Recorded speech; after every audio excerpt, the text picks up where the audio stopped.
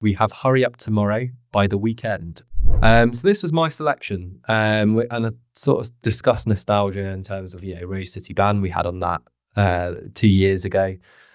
And I had like an aborted attempt at kind of doing album of the month just by myself. Well, album of the week was the attempt in one ambitious January 2022. So that was the initial springboard.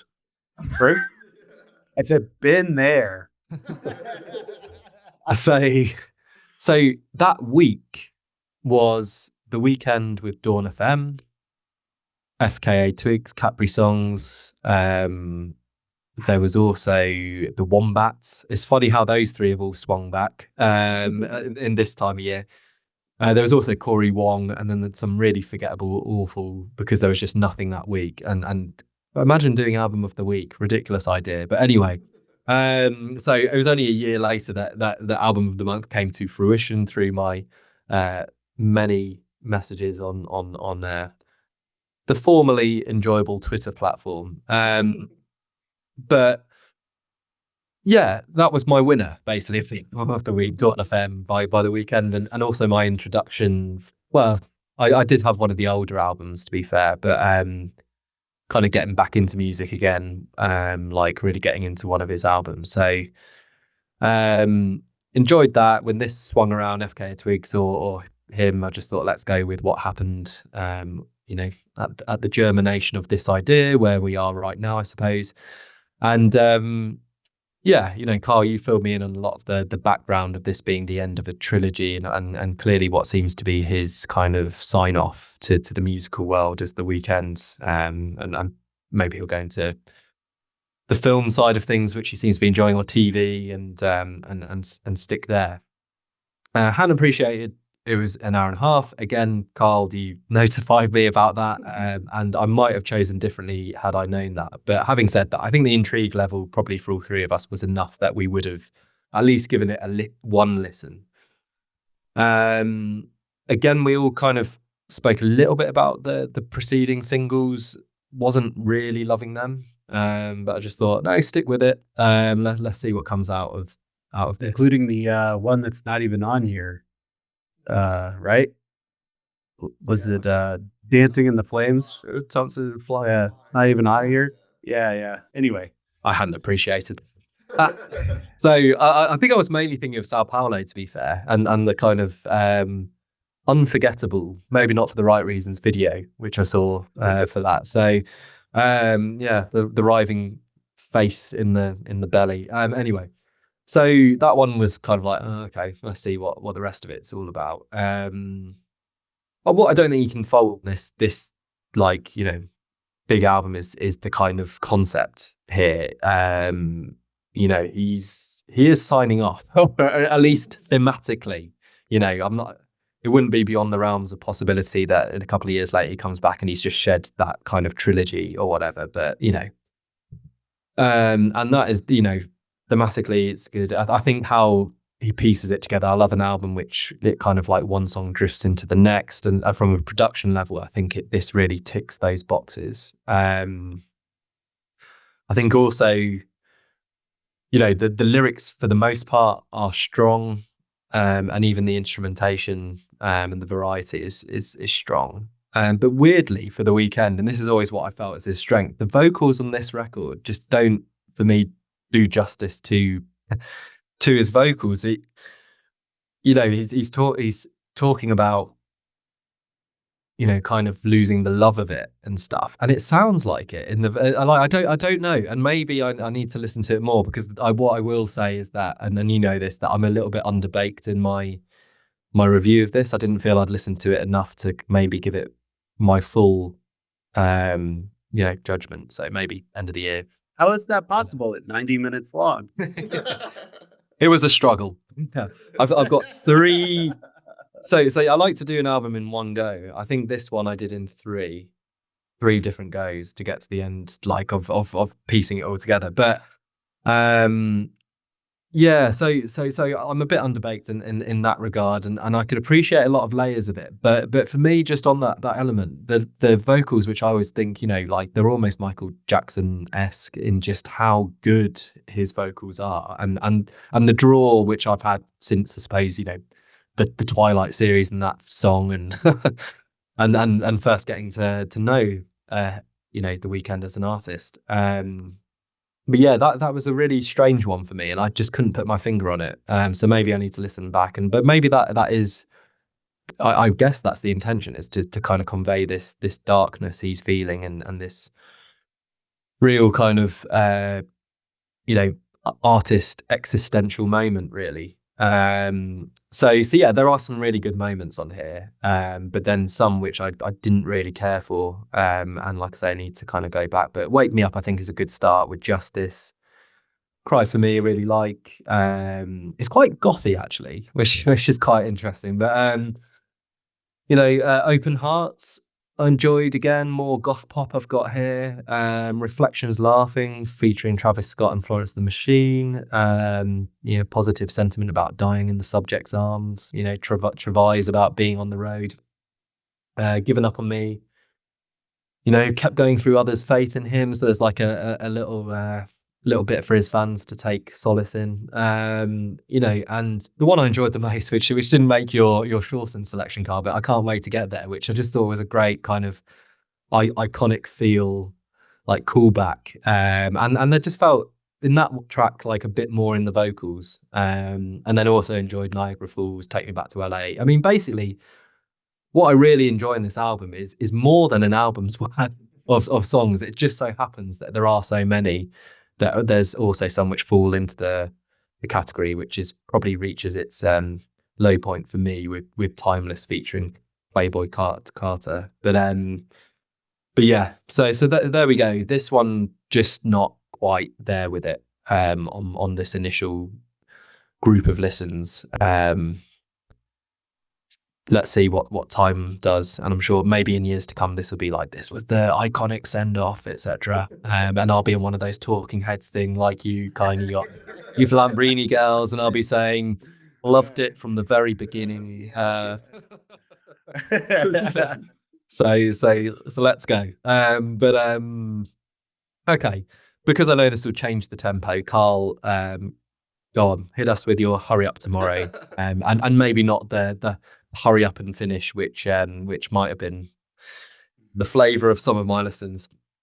Yeah, I mean, I'll try and keep this less than 90 minutes for sure. I feel like this is an album I could talk about for a while, but I won't.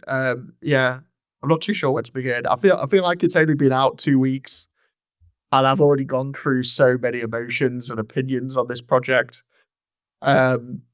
I think I'll start by saying, The Weeknd, probably my favorite mainstream like pop act of like the last decade or so. Got into his music at university through my friend Jack, who I'll shout out, and also the iTunes single of the week, if you remember that, is his collaboration, The Zone with Drake, was one of those back in the day. And yeah, just basically followed him through his career since. And yeah, he's one of those artists that's kind of been there during a lot of like key moments. He headlined the first European festival that I went to, Benicassim in 2017. After Hours goes without saying. The first part of this trilogy came out really at the height of lockdown, and it was just like the escapism that I needed at that time. So I think because of that, I have like this strong emotional connection, I'd say, to him as an artist and his music. And like you say, Andrew, this being the final project, the final part of the trilogy, After Hours and Dawn FM, both making my top 10 of the year in the last couple of years too. There was so much hype around this one for me, and I think even despite not enjoying those singles leading up to it, it was still one that I was like, okay, I can't wait to see what he's got on this one. But yeah, that enthusiasm waned when I saw 22 tracks on the Apple Music up there. It was like, yeah, my heart sank. Rarely you get an album that long that delivers completely, and I would say this one isn't an exception. It's definitely a flawed project. Um, like, yeah, I think a good chunk of that second half can be cut for me. Timeless was one of the singles I didn't enjoy, and I think for me it's the worst track here. Really still can't get into that song at all. Um, and then I can't wait to get there. I There's bits of that song that I like, but still I'm kind of like, if it wasn't there, I wouldn't miss it. And then Big Sleep, I was excited when I saw Giorgio Moroder on there, but I think that's a appropriate title for that song. I think when you get to that point in the back half, Big Sleep is exactly how you're feeling. Yeah, a lot of those tracks, like I say, they're not necessarily bad, but I think they just retread, a lot of the well-trodden ground, and I think just ultimately dampen like the album's impact by, adding to the runtime rather than adding to the experience for me. So that said, despite there being those maybe 5 or 6 songs I'd happily get rid of, I still absolutely love this record, and I just find myself reaching for it, even to play it front to back. I think it's flawed, but it's ambitious. It's immersive. It's kind of Lynchian in a way, in the way it kind of progresses through. You talked about the narrative arc running through the records, and the production from Mike Dean is just exceptional. You touched on it, Andrew. The way the songs knit together at times is just jaw dropping. I sent you all the memes about Baptized in Fear going into Open Hearts, that switch. It's just, outstanding. I think that whole first 10 track or 8 track plus 2 interlude run is just brilliant. Cry for Me, Wake Me Up with Justice, with the whole thriller vibe of that song going on. Sao Paulo was one that I didn't rate, but in the context of the record, I like it a lot more. Reflections, Laughing, just real moody and cinematic. And then in the back half, amidst some of the drearier moments, there are some high points too. Like probably I'd say my favorite cuts are actually in the back half, which is Take Me Back to LA, Give Me Mercy as well. Just both of those, just fantastic pop songs, great 80s shimmer to both of them. And then probably my 2 favorites right at the end, Without a Warning, which is just, I think you mentioned, Andrew, like his vocals, but for me on Without a Warning, that's the Weeknd at his peak for me. And the title track as well, very, in the context of it being his farewell, I think the lyrics and vocal performances really hit hard on those 2 songs. We had it on in the car, like on a long drive. I think it might be when we were headed up to Kendal the other week, and it was the first playthrough. And I'm not ashamed to admit that when it reached like those 2 songs, and you're just listening to the lyrics on Hurry Up Tomorrow, where he's like, now I'm drowning in the same bathtub where I learned how to swim, and talking to his mom, and like, I failed her like I failed myself. It's really quite dark and really kind of underlines the toll that fame and touring has kind of taken on him. And yeah, I got quite choked up listening to that. I think by that point, I think even if they're not happy with it, I think the fans would kind of understand his decision to call it a day, if it's getting to that point. But yeah, I mean, like I said, I could go on about this record, but I'll end it there. I think ultimately a frustrating one for me. I think just with a bit more editing, shuffling the track list around a bit, this could have been his finest record. I mentioned the vinyl version that I've got, where I think it's like 9 or 10 tracks, and it's, if you just it doesn't have some of the best cuts from this, the digital version, shall we say. And I just think if you kept it about that length, it probably could have been the best of the trilogy. But yeah, well, I think it's one of those that we'll have to see when the film comes out, whether there was a reason it had to be this long. But yeah, right now I love it, but I'm also disappointed because I know it could have been better. There we go. So Kylie, last word on the last album by The Weeknd. I agree with a lot of what you guys have covered. This album kind of just makes me mad. Give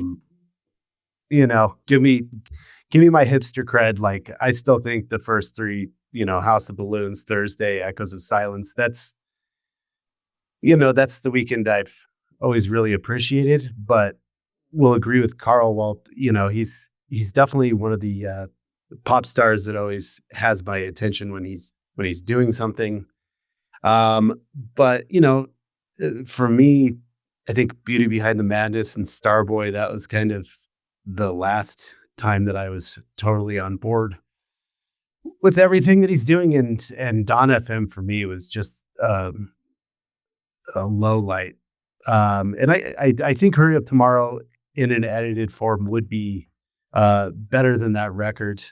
Agree with you. The same thing, that the first 10 tracks it cut out the interludes. Although I'm glad you did mention Mike Dean, because I'm not usually much of a Mike Dean fan, and I think he did a fantastic job with this record, despite the length.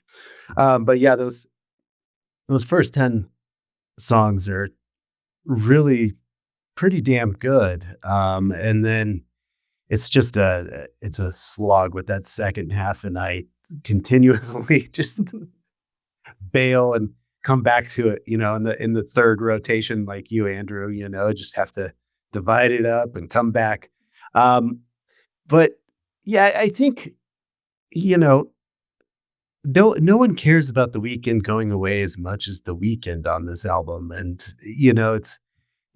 I constantly get the feeling that, it's like saying goodbye and standing at the door after, after a party. Yeah, going, and you're like, all right, bye, see you, Abel. And he's like, oh, but really, I'm going now. And I'm like, yeah, man, I'm gonna go to bed. Okay. There's something, it just keeps going. Yeah, and it's very frustrating. And like, my final comment is, for as much as I've appreciated The Weeknd over the years, a lot of the time, he definitely has a distinct sound. And, I put this album on this last weekend when we were taking a little road trip and hadn't said anything about it. And, just to see my wife, who I typically will look to for more pop opinions, just to see what she thinks of it. And, she'd read the whole press thing that he's leaving the Weeknd moniker behind. And she said, well, if he releases things as Abel Tesfaye, is it still just going to sound like The Weeknd? And that's ultimately, this dude has a shitload of songs. He's got a huge discography. I mean, this isn't this is the longest album, but a lot of time you're in for a good hour plus on these records. And I think he's got an admirable discography. But some editing would have got a long way to really tie the bow on this record. And yeah, I guess I need to, much like the vinyl version that you have, Karl, just need to put together a playlist that's Hurry Up Tomorrow, Kylie's version, because just there's a lot of fat on this record. The idea of that an artist could release all their tracks and then just say, okay, you just pick the ones you like and put it, and that's your version. Like, yeah, I did appreciate as well. Like, I was talking to my partner Hannah about this. Like, when we had the vinyl record on, it was like if this was Taylor Swift, it would just be the same as what you get on, Spotify. Whereas he's actually, if he's doing all these exclusive like vinyl releases with the different covers, like at least it's a different experience to, listening on like through your phone and like on the streaming services as well. So I do give him kudos for that. I did appreciate, when I hit play on the vinyl, it was like, okay, it's like listening to the album for the first time again. It was quite a cool experience. So basically, Yeah, I like that idea too.